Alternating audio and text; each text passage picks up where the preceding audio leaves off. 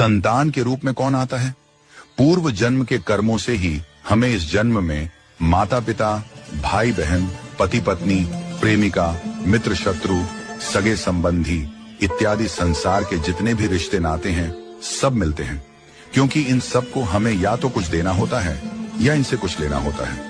वैसे ही संतान के रूप में हमारा कोई पूर्व जन्म का संबंधी ही आकर जन्म लेता है, जिसे शास्त्रों में 4 प्रकार का बताया गया है। 1. अरणानुबंध पुत्र। पूर्व जन्म का कोई ऐसा जीव जिससे आपने ऋण लिया हो या उसका किसी भी प्रकार से धन नष्ट किया हो, वह आपके घर में संतान बनकर जन्म लेगा।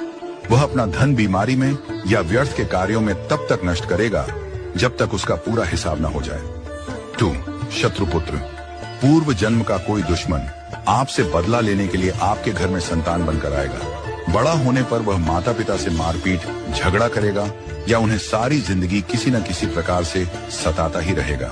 वह हमेशा कड़वा बोलकर उनकी बेइज्जती करेगा और उन्हें दुखी रखकर ही खुश होगा। 3. उदासीन पुत्र। इस प्रकार की संतान न तो माता पिता की सेवा करती है, न ही कोई सुख देती है। वह उन्हें उनके हाल पर मरने के लिए छोड़ देती है। विवाह होने पर यह माता पिता से अलग हो जाते हैं और उनकी चिंता नहीं करते। 4. सेवक पुत्र। पूर्व जन्म में यदि आपने किसी की खूब सेवा की है तो वह अपनी की हुई सेवा का ऋण उतारने के लिए आपकी सेवा करने के लिए पुत्र बनकर आता है। जो बोया है वही तो काटोगे। यदि अपने माता पिता की सेवा की है तो ही आपकी संतान बुढ़ापे में आपकी सेवा करेगी, वरना कोई पानी पिलाने वाला भी पास न होगा।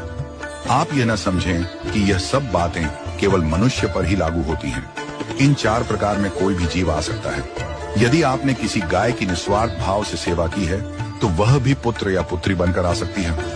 यदि आपने गाय को स्वार्थवश पालकर उसके दूध देना बंद करने के पश्चात उसे घर से निकाल दिया हो तो वह ऋणानुबंध पुत्र या पुत्री बनकर जन्म लेगी। यदि आपने किसी निर्दोष जीव को सताया है तो वह आपके जीवन में शत्रु बनकर आएगा। इसलिए जीवन में कभी किसी का बुरा न करें, क्योंकि प्रकृति का नियम है कि आप जो भी करोगे उसे वह आपको इस जन्म में या अगले जन्म में 100 गुना वापस करके देगी। यदि आपने किसी को 1 रुपया दिया है तो समझो आपके खाते में 100 रुपया जमा हो गए हैं। यदि आपने किसी का 1 रुपया छीना है तो समझो आपकी जमा राशि से 100 रुपये निकल गए।